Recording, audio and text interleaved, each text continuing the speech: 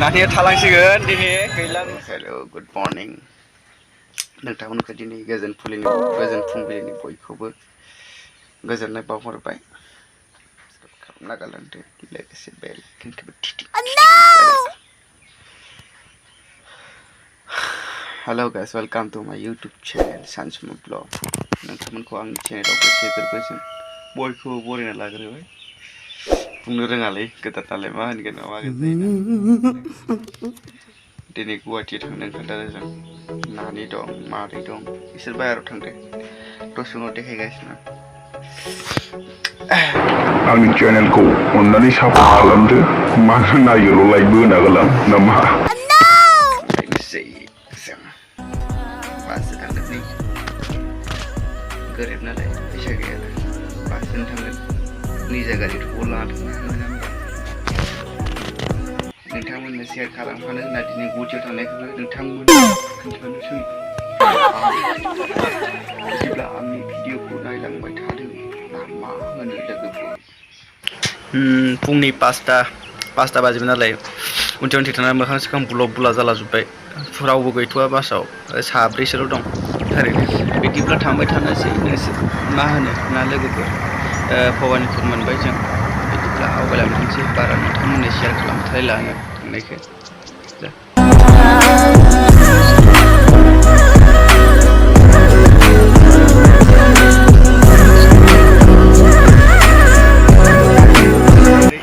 जालुकबारि मोनफैबाय जों। बासाव बारा लाबाय थायाखै शेयार खालामबाय मादैया थारैबाय नों आगोल मिर्जा मोनफैबाय मिर्जाटाउन नै मादैया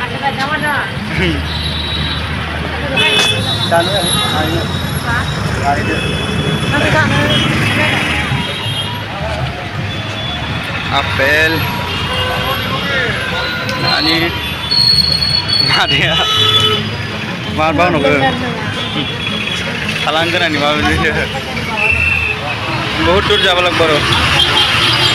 आपेल बायदि नानि मादैजों नानि थालांसिगोन ना दिनै। माखासे भिडिअ लादोंमोन आं गोलावद्राय भिडिअ जागोन साननानै एड खालामासै। अखा हानानै बिराद साफा नुदों आरो जायगाखौ समफोरखौ। माने बारा गरमबो नङा बिराद मोजां गुसु माने अखा थाथ'बाय दङ। बोसोराव साइज गैयाबाबो नोंथांमोननि सेराव नुजाफैबाय थायोना लोगोफोर। रागा जानाङा एसे। जों आरो माबा हमबावबाय बेटारि गारि बेनिफ्राय आरो बरजार नानिया थालांसिगोन दिनै गैला नुथ'नाय नंला होनलाय। जायगाखौ जों खिथाथ'वा दानो देना आंसो खिथागोन। मादैखौ देखायनोसै आपेल बायनो आपेल लाबाय नै आपेला जागोन दा जालुकबारि मोनफैलायबाय। मबाइल कभार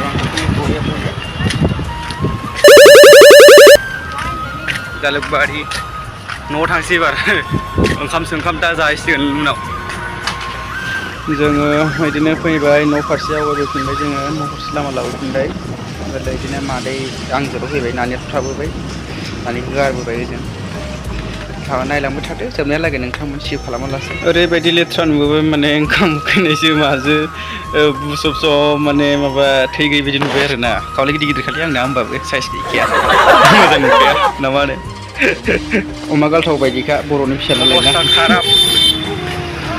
दासो ओंखाम जानो सारिथा जाबाय। रडआवसो जाफैबाय बाजै हटेलाव जानोसै रडआव एबार मादैजों मादैया ओंखाम जानायखौ शेयार खालामनोसै आं नोंथांमोननो।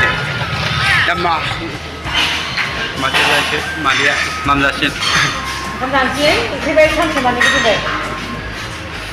बाजै हटेलाव हाबबाय जों मादैजों जानोसै दालि दं ओमफ्राय नै जोगोनारजों सयाबिन ओमफ्राय दा नै बियो पापर बिदिनो बायदिसिना माबा भाजा फुजि आरो ओमफ्राय अमा बेदर जाबाय आरो जों। अमाखौथ' जाखाथारो ना बर' मानसिया अमा जायालासिनो थांना थानो हानो। बिदिबा जोङो जाबाय थानोसै अमा बेदरजों लकेल दाउ जायासै आरो दामाबो बुरजाना जोंना आरो फैसाया खममोन नालाय ओंखायनोथ' अमा बेदरखौनो जानोसै बर'नि फिसा नालाय। नोंथांमोना नायलांबाय थाथ'दो आं पेकटे बखिलांबाय थाला ना मा होनो लोगोफोर। नायलांबाय थाथ'दो दसे टाइम होनानै आरोना लोगोफोर। जाखांबाय गय जाबाय मादैया गय जायासै लेखाफोर थायासैलै लाजिना मानसिफोर थालाबायोना हटेलाव माबा हटेल गिदिराव बोरै देखायबाय थानो जानायखौ देखायलायासै लाजियोना माबा चेनेल फिसा नालाय नोंथांमोनासो सापर्ट खालामबासो देरगौमोन नाथाय नोंथांमोना सापर्टखौनो खालामा अब्ला माबोरै देखायनो लाजिखागोन फिसा चेनेल नालाय ना मा होनो लोगोफोर गुवाहाटीनिफ्रायथ' बासजों फैबाय जोंनि बागानसिम थांनो जों बेटारि गारिखौनो लाबाय एबार थांगासिनो जों आरो नै जोंनि रडआव ओरैबायदि ब्रिज खाबाय दङ गोजौ आरो एकदम गिथावथाव आरोना माबाया खानाया ओरैबायदि मावदों माने गोजौनिफ्राय बोरै एकदम मा दिमागजों मावो गावसोरसो मिथिगौ आरोना बिदिब्ला आं दिनैनि ब्लगखौ एसेयावनो फोजोबनो सानबाय नोंथांमोना मोजां मोनदोंबा अननानै लाइक शेयार साबस्क्राइब खालामनानै थेंक्स फर वाचिं बाय बाय लाभ इउ